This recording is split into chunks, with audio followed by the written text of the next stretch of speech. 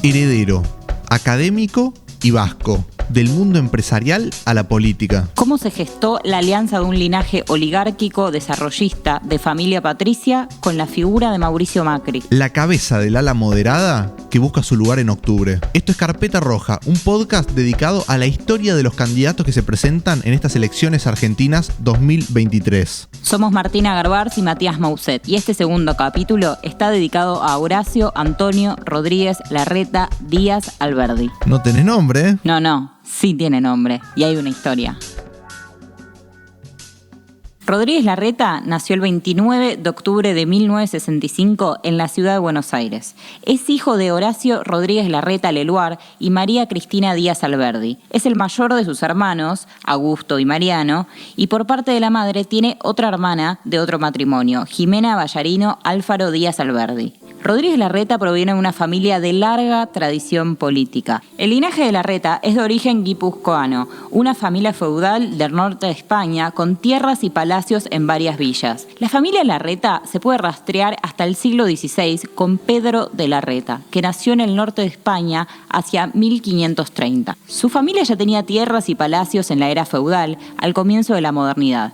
Durante el 1600, una parte de los Larreta se mudó a América Española. Se afincaron en Montevideo y en Lima, donde se dedicaron al comercio e hicieron una fortuna. Ya en el siglo XIX, tras la independencia, se asentaron en Buenos Aires. En el árbol genealógico de los Rodríguez Larreta podemos encontrar algunos de los apellidos más importantes de la historia del país. Algunos: Alza Ganzué, Pereira Iraola, Anchorena, Peralta Ramos, Blaquier, Santa Marina, Díaz Alberdi, Patrón Costas, Belaustegui, Massa, Sáenz Valiente, Pueyrredón y Figueroa, algunos apellidos que tienen que ver con la historia argentina, digamos, con la historia de la formación del Estado-Nación. Entre los primos y tíos y parientes lejanos de Horacio Rodríguez Larreta están algunas personalidades políticas como Mercedes Marcó del Pont, que es la expresidenta del Banco Central durante el gobierno de Cristina y hoy secretaria de Asuntos Estratégicos de Presidencia de la Nación, y Federico Pinedo, senador y expresidente por un día, ese que estuvo un par de horas como reemplazante entre que se fue Cristina y asumió Mauricio Macri. También es el tataranieto de Mariano Unzué, que es primero propietario de Palacio Unzué, que es la antigua residencia presidencial antes de que eso se pase a Olivos, y es el tataranieto de Manuel Oribe, que fue presidente de Uruguay. Algunos de los familiares: Francisco Rodríguez Larreta, representante diplomático del Estado Nacional durante la Guerra de la Triple Alianza, la Guerra del Paraguay, en el que Paraguay perdió el 50% de su territorio, murieron aproximadamente 300.000 paraguayos y redujo su población masculina. Enrique Rodríguez Larreta fue su tío bisabuelo, escritor, académico y diplomático argentino, representante del modernismo en la literatura hispanoamericana. Es conocido por su novela histórica La Gloria de Don Ramiro. Fue hijo de Carlos Rodríguez Larreta y de Adela Massa Oribe, nieta del presidente uruguayo Manuel Oribe. Era miembro de una antigua familia de fortuna y contrajo matrimonio con una hija de la más emblemática de las familias de la aristocracia argentina, la de Anchorena. Carlos Rodríguez Larreta era también su tío bisabuelo. Fue el ministro de Relaciones Exteriores, o sea, el canciller, de las presidencias de Manuel Quintana y de José Figueroa Alcorta. También fue miembro del Tribunal de la Haya y además fue convencional constituyente en 1898. El voto más emblemático de Carlos Rodríguez Larreta fue en contra del voto secreto. El tío abuelo fue Horacio Rodríguez Larreta, un abogado, juez y procurador general de la Nación en Argentina. Ingresó en la Administración de la Justicia y a los 37 años asumió como juez federal en la ciudad de Buenos Aires. En el 23 fue nombrado por el presidente Marcelo Torcuato de Alvear procurador general de la Nación, un cargo que ejerció hasta su fallecimiento. Es recordado porque el 10 de diciembre de 1930, junto a los integrantes de la Corte Suprema, José Figueroa Alcorta, Roberto Repeto, Ricardo Guido Lavalle y Antonio Sagarna, avaló el golpe de Estado de José Félix Uriburu, que derrocó al presidente radical Hipólito Yrigoyen. Horacio Rodríguez Larreta Leluar, que es el padre del actual candidato a presidente, fue un dirigente destacado del desarrollismo argentino en ese momento con el mandato de Arturo Frondizi. Fue muy cercano a Rogelio Frigerio. Es el padre del que fue ministro del Interior durante el gobierno de Macri. Fue presidente de Racing. Toda la parte de la familia Leluar son de las más importantes en lo que tiene que ver con propiedades agropecuarias. Pero el padre tuvo también un rol como directivo en Petroquímica Argentina y durante el menemismo fue el jefe de asesores del Ministerio de Defensa que en ese momento ocupaba Oscar Camilión.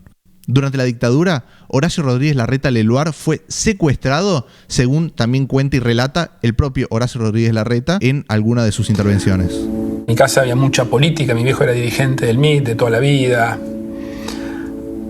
Mi viejo era íntimo del cura Mujica también, entonces el que lo casó a mis viejos y nos bautizó a nosotros, fanático de Racing, como papá. Y me acuerdo que mi tío, Augusto, que era actor, me dijo, bueno, quédese tranquilo, yo me voy a ocupar. Y empezaron a pasar los días. Pasaba un día, y pasaba otro día, y como que... ¿Viste cuando te das cuenta que no te quieren decir algo que ya es muy obvio? Estaba mi abuela, creo que mi abuela vino a vivir con nosotros. Estaba mi mamá muy presente también. Y como si te dijera la semana o 10 días, mi viejo era presidente de Racing. Entonces, y lo que suponemos que pasó, es que jugaba Racing River. Había un partido muy visible esos días. Y fue toda una noticia de el presidente de Racing no fue a la cancha. Y ahí se empezó a armar toda una noticia de dónde está el presidente de Racing. Después, por supuesto, con el tiempo me explicaron, lo vi. Claro, por la parte deportiva apareció la desaparición del presidente de Racing y entonces se hizo público de que el presidente del club de fútbol había desaparecido. Y todo la suposición de mi viejo después, o lo que en su momento me explicó mucho mi tío Augusto, que se ocupó mucho, es que claro, que de hacerse público por un tema distinto a la política, eso le salvó la vida. Si yo tenía, ponele 12 años, y me acuerdo que nosotros vivíamos con mi viejo, y con mis hermanos nos turnábamos para dormir con él. Y una noche que me tocaba a mí dormir con él, la chica que trabajaba en casa tocó la puerta, señor, lo buscan abajo. Era raro, 3 de la mañana, yo me acuerdo que me desperté. Y papá se levantó y dijo, bueno, a ver quién es. Y no volvió. Después nos enteramos por alguien que lo vio abajo, no sé si un sereno, quién lo vio, que bajó, como va a abrir, y lo agarraron literalmente en un Falcon verde. Se lo llevaron en los simbólicos Falcon verde. Y desapareció, no tuvimos más noticias. Me acuerdo como si fuera hoy, que el día siguiente, o la tarde, no sé si la tarde siguiente o la posterior, vino como un montón de gente a casa que yo sentía que como que nos daban el pésame. Bueno, una situación, obviamente a los 12 uno entiende todo ya, y como que sentí que perdí a mi papá en esa situación donde nadie te cuenta, como que te quieren preservar a los chicos, ¿viste? Pero uno a esa edad capta. Y ya yo había escuchado, ya se había hablado de gente desaparecida. Pero no todos fueron políticos o ocuparon cargos importantes en la justicia. También hay actores en esta familia. Augusto Rodríguez Larreta fue un actor de reparto muy reconocido que compartió escenas con grandes del espectáculo argentino como Olmedo, Jorge Porcel, Susana Jiménez, Javier Portales, Federico Lupi, Rodolfo Rani, entre otros. En junio de 1955 estuvo preso temporalmente cuando quemaron iglesias católicas en la ciudad de Buenos Aires. Un centenar de católicos quisieron impedir dicho incendio de la iglesia catedral formando barricadas contra las puertas hasta terminar en la cárcel de Villa Devoto. Si gana estas elecciones, Larreta va a ser primero el primer presidente de la nación en esta historia tan rica que tiene de su familia, con la excepción de, una relación lejana que tiene con Miguel Juárez Celman. Pero antes de eso, va a tener que vérselas en las primarias con Patricia Bullrich Luro Pueyrredón, que por si no era obvio, también es su familiar. Horacio Rodríguez Larreta estudió economía en la Universidad de Buenos Aires y su primer empleo fue en la petrolera ESSO, donde se desempeñó como analista financiero. En el medio de la hiper del 89 se fue a estudiar a Harvard y hizo un posgrado en administración de empresas. Cuando volvió, comenzó una carrera extensa y continua en la administración pública. Sus contactos con dirigentes del Movimiento de Integración y Desarrollo, más conocido como MID, que formaban parte del elenco menemista, le permitieron que apenas haya vuelto de Estados Unidos, se incorpore a la gerencia de inversiones extranjeras del Ministerio de Economía que estaba a cargo de Domingo Cavallo. 2 años después asumió la gerencia general del ANSES y 3 después, cuando Ramón Palito Ortega ocupó la Secretaría de Desarrollo Social, Rodríguez Larreta ejerció como subsecretario de Políticas Sociales. Después fue el director del Fondo Nacional de Capital Social, FONCAP. En el 99 fue jefe de campaña de Palito Ortega, quien era el candidato a vicepresidente de Eduardo Duhalde por la Concertación Justicialista, aunque la fórmula perdió contra la alianza de Fernando de la Rúa y Carlos Chacho Álvarez. Cuando de la Rúa asumió la presidencia, nombró a Horacio Rodríguez Larreta entre los interventores del PAMI. Justamente, un justicialista va a integrar el triunvirato en la intervención del PAMI. Se trata de Horacio Rodríguez Larreta. Para empezar, la idea me parece muy adecuada. Muestra, por un lado, la voluntad política del presidente de la Nación, el doctor de la Rúa, de darle carácter de política de Estado en esto, al incorporar gente de otros partidos. Y por el otro lado, tengo todo el apoyo del justicialismo, habiendo hablado con los principales referentes, para no solamente en cuanto a su aprobación, sino todos me alentaron mucho en tomar esta responsabilidad. Así que tengo mucho entusiasmo en empezar a trabajar. Ahora, especialmente el PAMI está tomado como una especie de paradigma de la corrupción. ¿Cómo es que está el PAMI en estos momentos, de acuerdo a su conocimiento? Mire, tengo conocimiento preliminar de los datos, muchos de ellos que son públicos. Hay un problema grande de deuda, hay un problema de prestaciones cortadas, incluso en algunos lugares del país. Hay un problema de demora en los pagos a los prestadores. Tenemos algunas pautas, por supuesto, en términos de los 3 interventores coincidimos en la necesidad de descentralizar algunas funciones y responsabilidades, coincidimos en la necesidad de fortalecer el médico de cabecera como eje del sistema, coincidimos en la necesidad de incorporar más legítimamente a los jubilados en el trabajo con ellos para la conducción del organismo, coincidimos también en la necesidad de informatizar y transparentar todos los datos, números, todas las contrataciones de la organización, ¿no? Son pautas generales que por supuesto hay que estar adentro después para ver cómo se llevan a la realidad.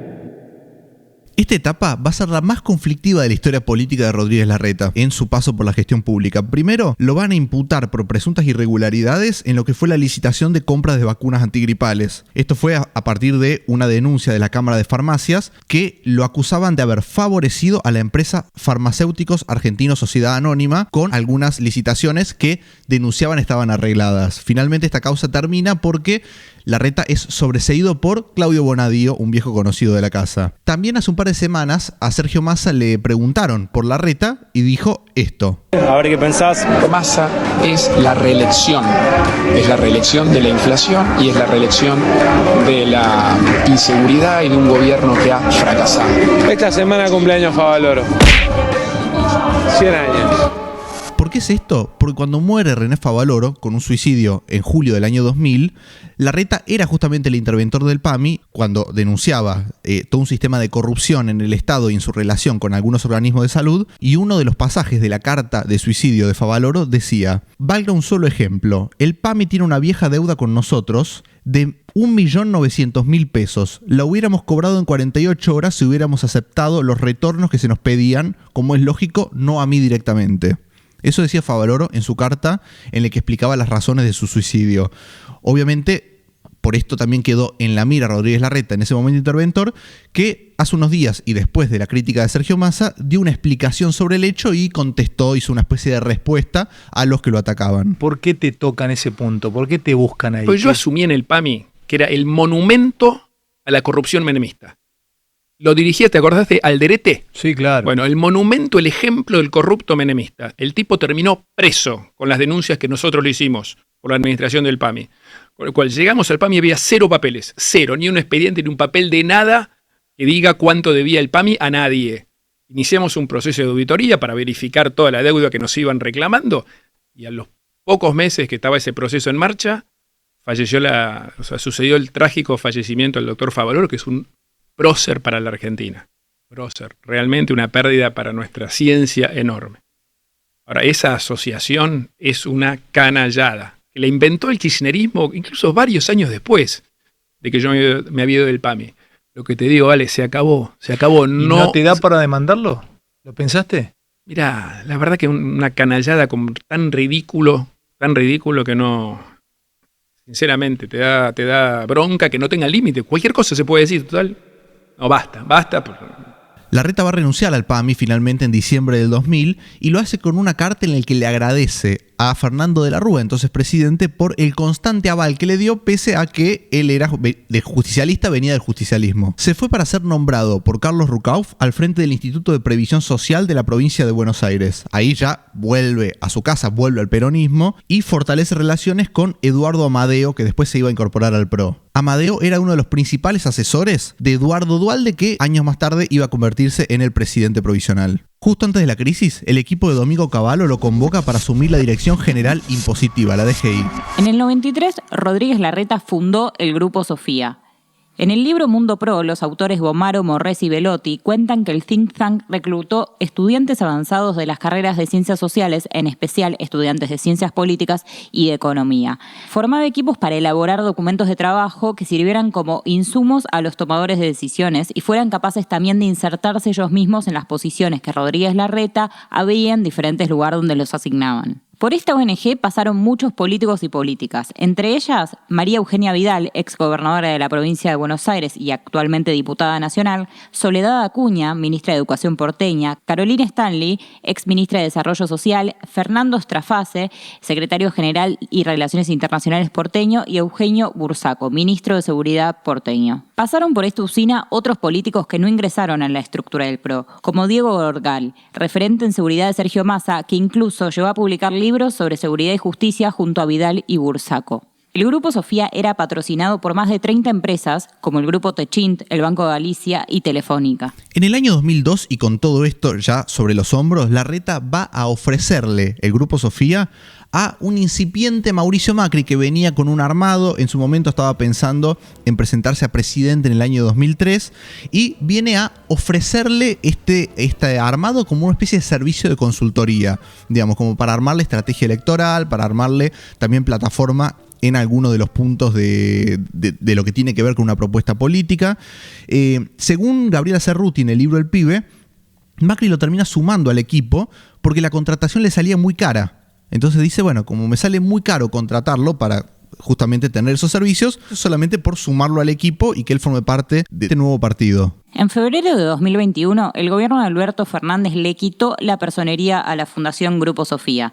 La IGJ determinó que los motivos eran por falta de presentación de estados contables o cambios en la composición de sus autoridades, sumado a la falta de registración de una nueva sede social que hacía suponer que la entidad no desarrollaba las actividades para las cuales le fuera otorgada la autorización. Un dato de color es que quien solicitó la baja de la personería fue Sergio Brodsky, exdirector de la IGJ durante el gobierno de Macri, que respondía a Daniel El Tano Angelici. O sea, una interna de ellos.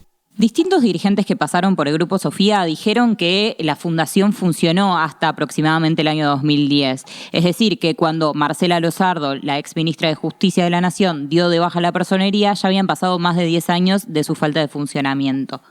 Cuando Sofía ingresa al Grupo Macri, quedó absorbida también por la Fundación Creer y Crecer, que de 2001 era financiada por Mauricio Macri y Francisco de Narváez. En 2005 fue creada la Fundación Pensar, donde finalmente confluyeron los Sofías y Creer y Crecer. Y en 2010, Pensar fue relanzada como el think tank del PRO y Francisco Cabrera, exministro de Producción, fue designado su presidente.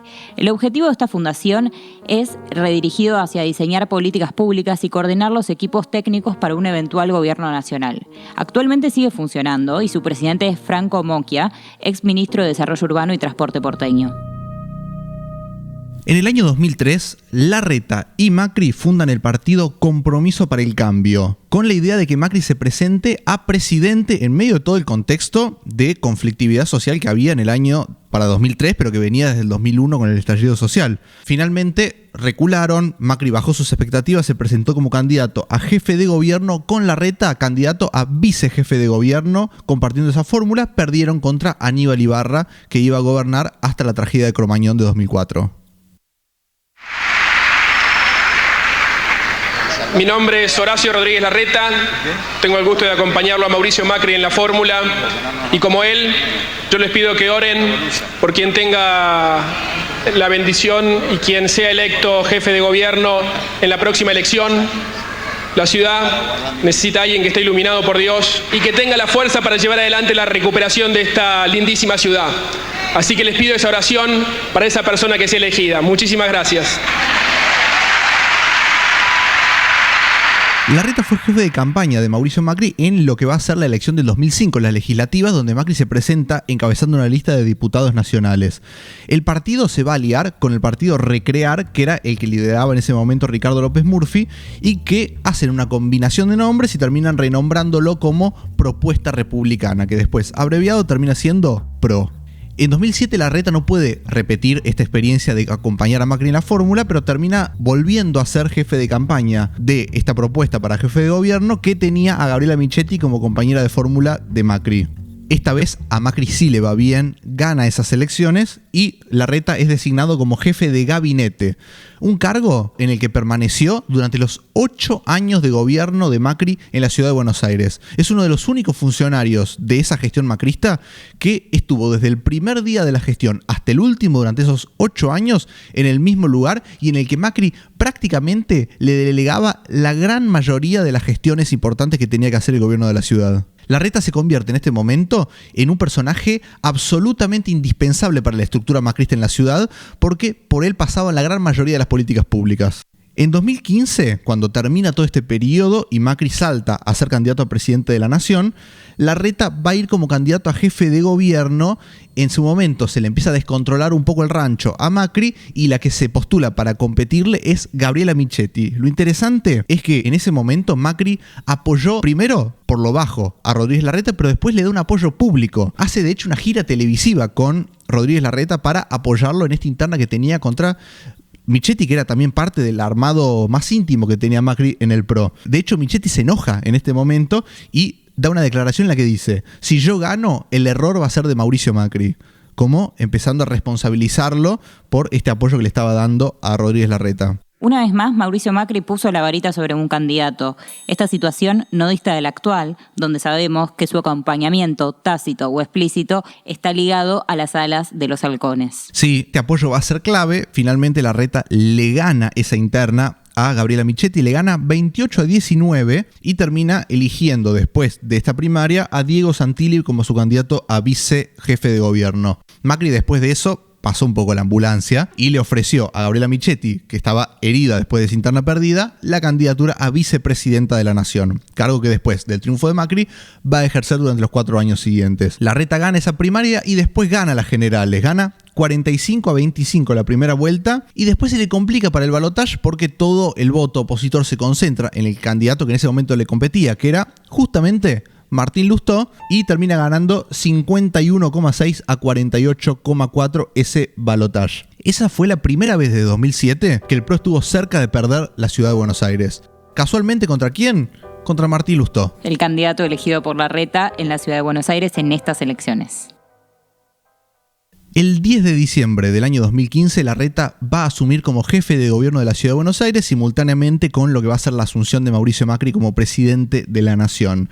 Va a tener 8 años de gobierno Larreta porque es reelecto en el año 2019 y tiene estos 8 años en el que se divide en dos. Una primera parte bajo gestión de Mauricio Macri y una segunda parte bajo gestión de Alberto Fernández. Es decir que Horacio Rodríguez Larreta nunca perdió una elección. Viene invicto, sí. Viene con buena racha, habrá que ver qué pasa en esta elección de ahora. Pero bueno, tuvo estos primeros 4 años que fueron muy virtuosos desde el punto de vista de las facilidades que generaba tener una sintonía total entre nación, provincia y ciudad. Es decir, todo el territorio del AMBA estaba gobernado bajo el mismo signo político, bajo el PRO. Y esto facilitaba mucho las cuestiones para Rodríguez Larreta, sobre todo en materia presupuestaria, porque era el mismo distrito que había gobernado Mauricio Macri y con el cual Mauricio Macri también, desde que ya es presidente, empezó a inyectar algunos recursos un poco más, sobre todo algo que después le va a reclamar Vidal, que es el fondo del conurbano. Es decir, algunas cuestiones en las que Macri empezaba a hacer notar su favoritismo por la ciudad de Buenos Aires como distrito y Rodríguez Larreta gestionando eso con un clima de armonía total con todos con todo lo que él tenía que convivir desde su rol de jefe de gobierno. Así que digamos que es un momento histórico muy cómodo para Rodríguez Larreta, en el cual podía desarrollarse, podía gestionar y pensar también en construir políticamente desde la ciudad de Buenos Aires. Para las elecciones de 2019, Larreta estaba muy preocupado por sostener a su socia política María Eugenia Vidal, y para esto comienza a negociar, a rosquear 3 opciones distintas para salvarle las papas. La primera fue el Plan B. La idea era que María Eugenia Vidal sea la candidata a presidenta. Plan B con B corta. Plan B con B corta. No los deditos en B. Solo Plan B. Solo Plan B. La segunda opción era desdoblar las elecciones de Provincia de Buenos Aires de las nacionales. Esto era porque la imagen negativa de Macri era un riesgo que tenían que esquivar. Y la tercera consistía en anexar la boleta de Sergio Massa con la de Vidal. En ese momento vos tenías permitida la opción de las colectoras y bueno, había una idea de que podía la boleta provincial de María Eugenia Vidal anexarse tanto a la boleta de Macri nacional como a la de Massa si Massa iba como candidato en una tercera fuerza. Claramente en este momento algo que le pasaba a Larreta es que empezaba a visualizar una derrota de Mauricio Macri y empezaba a tratar de conservar y preservar su armado propio dentro de ese escenario de derrota. Algo que obviamente a Macri no le va a gustar nada. Macri es el que termina cerrando todos los caminos a estas 3 ideas. Es el que le impide a Vidal desdoblar, obviamente se asienta él como candidato a presidente y además prohíbe las colectoras para no dar lugar a ningún tipo de intento de, tanto de Larreta como de Vidal, de deshacerse de él. Macri, el primer Calabrés. Sí, Macri siendo Macri. La cuestión es que esto termina en derrota tanto de Mauricio Macri como de María Eugenia Vidal en provincia, y el resultado de todo esto es que Larreta, como se esperaba, gana la ciudad de Buenos Aires y termina siendo el único dirigente del PRO en quedarse con una cuota muy importante de poder. A partir de esto es que Larreta ya sabe, con este triunfo y conservando la jefatura de gobierno, que va a ser uno de los principales candidatos en las elecciones 2023 a ser presidente. Ese año, Rodríguez Larreta arrasó en la ciudad de Buenos Aires. Juntos por el Cambio ganó con el 53% en primera vuelta. Fue el primer candidato en la historia de la ciudad de Buenos Aires en evitar el balotaje, ¿no? En ganar solamente en primera vuelta y a partir de ahí quedarse con el gobierno. Se viene una nueva etapa para Rodríguez Larreta, que es la de gobernar la ciudad, algo que ya venía haciendo, pero ahora con un cambio en el marco de relaciones que iba a tener hacia afuera de la ciudad.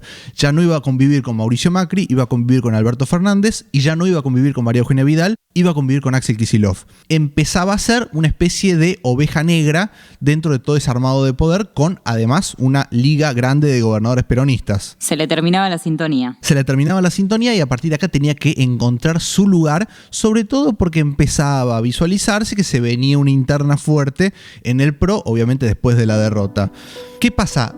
A 99 días de que asume Alberto Fernández, se viene la pandemia. COVID-19 y empieza una imagen que vimos mucho, que es la de esas conferencias de prensa en la que se anunciaban medidas sanitarias y estaban Alberto Fernández, Axel Kicillof y Horacio Rodríguez Larreta. Una especie de foto de convivencia pacífica muy importante que daba la política argentina hacia la sociedad, y Larreta posicionándose ahí, voluntariamente y usando políticamente, ese lugar que él tenía en la silla junto con Kicillof y con Alberto Fernández para dar esta imagen del diálogo de la política ante la pandemia. Tal vez ahí fue el inicio de su carrera como candidato a presidente de 2023. Sí, y del perfil moderado / dialoguista, es decir, bueno, yo soy de este espacio político, pero puedo hablar con estos otros por el bien del país, ¿no? Algo que, si bien para él era un capital político y de hecho creció mucho en imagen durante ese tiempo, también le van a empezar a tirar desde el otro lado con eso, ¿no? Creo que es también el inicio de la rispidez que sigue hasta el día de hoy con el otro ala de Juntos por el Cambio, vinculado más a un Patricia Bullrich, que están intentando diferenciarse y que hoy muestran que no se hubieran sentado en esa mesa que se sentó Larreta, mostrándose con ese espíritu moderador y dialoguista. Claro, algo que en ese momento era un capital político para Larreta, es decir, yo estoy acá por el bien del país, se convirtió casi en un objeto de carpetazos desde el bullrichismo, que lo marcan en esa foto y dicen, che, vos estuviste sentado ahí con Fernández y con Kicillof, algo que termina pesándole mucho a Larreta en la interna, pese a que en su momento estuvo muy bien visto por la sociedad este gesto, ¿no? Algunas de las cosas que tienen los cambios políticos siempre cuando suceden. ¿Cuándo se va a terminar esta buena sintonía entre Larreta, Fernández y Kicillof. Bueno, va a ser en septiembre del año 2020 cuando el gobierno nacional, ante una protesta de policías bonaerenses, decide la quita de un punto de coparticipación a la ciudad de Buenos Aires, que era un punto en realidad que le había dado Macri cuando hizo el traspaso de la policía de la ciudad. Con esta decisión se rompe el entendimiento, el diálogo y la moderación y el tipo de acuerdo social que se venía construyendo desde que había iniciado el COVID-19. Esto un poco lo sube al ring a Horacio Rodríguez Larreta de la política nacional, porque lo pone en un espacio ya de clara oposición al gobierno nacional, pero con las herramientas también del gobierno de la ciudad. Empieza este camino del Larreta opositor que empieza a alejarse de esa figura de dialoguismo y de moderación, sobre todo cuando empezaba también a caer la imagen de Alberto Fernández y el nivel de conflictividad le exigía a Larreta posicionarse en otro lado. En medio de todo esto, llegan las elecciones del año 2021 y el primer gran conflicto que va a haber va a ser con el armado de las listas. ¿Por qué? Porque empieza a desarrollarse esta interna entre Horacio Rodríguez Larreta, Patricia Bullrich, ahí con Macri también metido, que empiezan a rosquear el tema de cómo se iban armando las listas de candidatos. Tempranamente Larreta lo lanza en provincia de Buenos Aires a Diego Santilli y empieza toda una batalla por María Eugenia Vidal. ¿Por qué? Porque Macri quería que María Eugenia Vidal vaya en provincia de Buenos Aires, donde acababa de ser gobernadora, era lógico que vaya en provincia de Buenos Aires, y con eso Macri pudiera competirle a Larreta en su intención de pasar a Santilli como un eventual futuro candidato a gobernador, como de hecho lo es hoy. Mientras que Larreta quería que María Eugenia Vidal vaya a la ciudad de Buenos Aires, porque la que se postulaba en la ciudad de Buenos Aires era Patricia Bullrich. Entonces lo que decía Larreta es, si Vidal va a la ciudad de Buenos Aires, eclipsa a Patricia Bullrich y le genera una interna competitiva. Ese fue todo el tironeo entre Larreta y Macri Bullrich por ver qué hacía Vidal. Vidal finalmente hizo lo que quería Larreta. Pasó a la ciudad de Buenos Aires y eso generó un nivel de interna tan competitiva que Patricia Bullrich tuvo que bajarse. Anunció Patricia Bullrich que no iba a competir por la diputación en ese momento y dejaba que la candidata fuera María Eugenia Vidal. Larreta pudo consolidar a Vidal en la ciudad de Buenos Aires como él quería y pudo consolidar a Diego Santilli como el que encabezaba la lista de provincia de Buenos Aires. Un triunfo total en cuanto a rosca del larretismo que después se va a trasladar a los resultados electorales. En la ciudad de Buenos Aires, mientras Juntos por el Cambio obtuvo una clara victoria del 47%, el Frente de Todos se mantuvo en torno a su media histórica del 25% y aparecieron los libertarios en esta elección también, porque sacaron 17 puntos, lo que hizo que algunas bancas que naturalmente las hubiera tenido Juntos por el Cambio ahora quedaran en manos de libertarios. Algunos de ellos fueron Ramiro Marra, Lucía Elena Montenegro, Oscar Sago, Rebeca María Belén Fleitas y Leonardo Luis Seifert. Seifert es que le tuvo que pedir disculpas a Ofelia Fernández por todo lo que había dicho sobre ella. Este triunfo también se replicó en la provincia de Buenos Aires, donde no era tan obvio que iba a ganar Juntos por el Cambio, pero finalmente con esta lista encabezada por Diego Santilli, la coalición opositora logra la victoria, le gana a la lista liderada por Victoria Tolosa Paz y se queda con un triunfo muy importante pensando de cara a 2023. Pero la más importante de todas estas batallas fue la de Córdoba, porque en Córdoba se decidía una buena parte del marco de apoyo que cada uno había construido a nivel interior. Larreta apoyaba a Luis Juez, al igual que Patricia Bullrich, mientras que Mauricio Macri apoyaba a Mario Negri.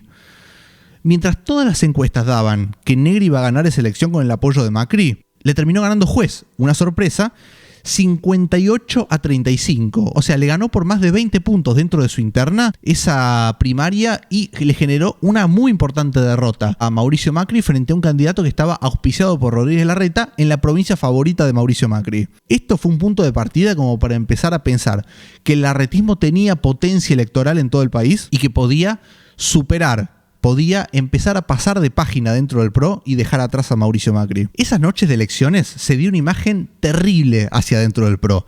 Macri subió al búnker, estuvo ahí, saludó, pero no habló. Hablaron todos los otros y Macri estaba como medio pintado a un costado, mirándolos a todos. Por los siguientes 2 años, Larreta va a pivotear entre su perfil moderado y un giro intermitente a la derecha más extrema que no dejaba de quedarle forzado. Un juego de seducción a un sector del progresismo porteño con una agenda amigable y distinta a la que proponen los halcones, que contrasta con otros gestos como el de José Luis Espert y Cintia Houghton encabezando la boleta de senadores. Todo esto en el medio de un delicado juego de centésimas, en una interna frenética en la que un acierto te convierte en el eventual presidente y un error te deja fuera. Apenas después de gobernar 8 años la ciudad de Buenos Aires, Larreta sabe que no hay mejor contexto para llegar al sillón de Rivadavia que este. Y también sabe que este escenario quizá no se vuelva a repetir nunca más si pierde esta.